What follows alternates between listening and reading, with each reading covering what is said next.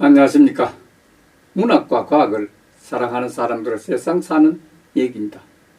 오늘은 사방의 적 쿠르스크 러 북한군 협공에 포위당하는 우크라이나군, 이런 주제로 말씀드릴까 합니다.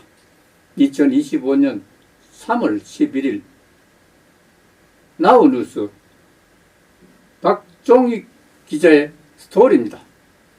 지난해 우크라이나가 기습 공격으로 일부 점령한 러시아 쿠르스크 주에서도 우크라이나군이 고전을 면치 못하고 있는 것으로 알려졌습니다. 지난 10일 영국 텔레그래프 등 외신은 러시아군이 우크라이나군을 포위하기 위한 대규모 작전의 목적으로 쿠르스크 지역 깊숙이 진군했다고 전했습니다. 보도에 따르면 지난주 러시아군은 쿠르스크주 도시 수지라를 기습 공격하는 동시에 우크라이나군의 주요한 보급로 수미 지역도 공격해서 일부 탈환한 것으로 알려졌습니다. 다만 이 같은 보도는 러시아 당국과 친러시아 블로거들의 주장을 인용한 것이지만은 전황이 우크라이나에 불리하게 돌아가고 있는 것은 사실인 것으로 보입니다.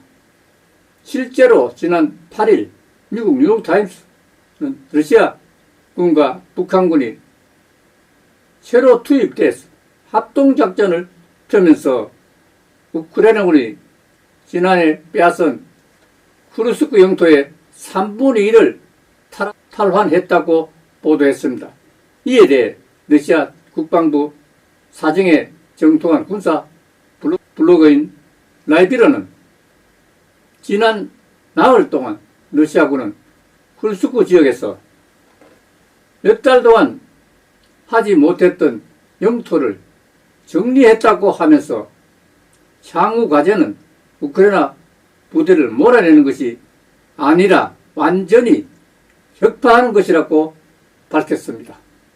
특히 텔레그래프는 우크라이나 정부 내부 소통을 인용해서 러시아가 쿠르스크에서 돌파구를 마련한 것은 미국이 정보 공유를 중단한 데 따른 직접적인 결과로 보인다고 전하기도 했습니다.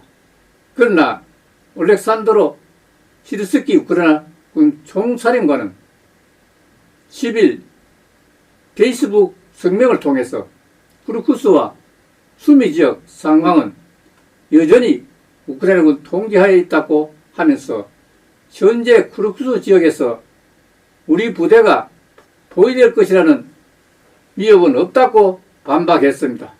앞서 우크라이나는 지난해 8월 6일 러시아 쿠르스크에 대한 기습 공격으로 일부 지역을 점령하는 성과를 거뒀습니다. 한때 우크라이나는 쿠르스크에서 1000km 이상 면적을 점령했으나 러시아와 북한군의 반격으로 지금은 3분의 2 이상을 잃은 것으로 추정됩니다. 특히 블라디미르 젤렌스키 우크라이나 대통령은 종전을 위한 잠재적 협상 목적으로 쿠르스크 영토 반환 카드를 사용할 계획이었으나 이 또한 부족한 상황에 몰렸다고 했습니다. 특히 트럼프 대통령이 우러 전쟁 종전을 앞두고 미온적이기 때문에 그만큼 우크라이나 군에게는 위협이 도사리고 있다는 사실을 지적하지 않을 수가 없습니다. 정말 매정하다는 생각이 듭니다. 오늘 여기서 마치도록 하겠습니다. 감사합니다.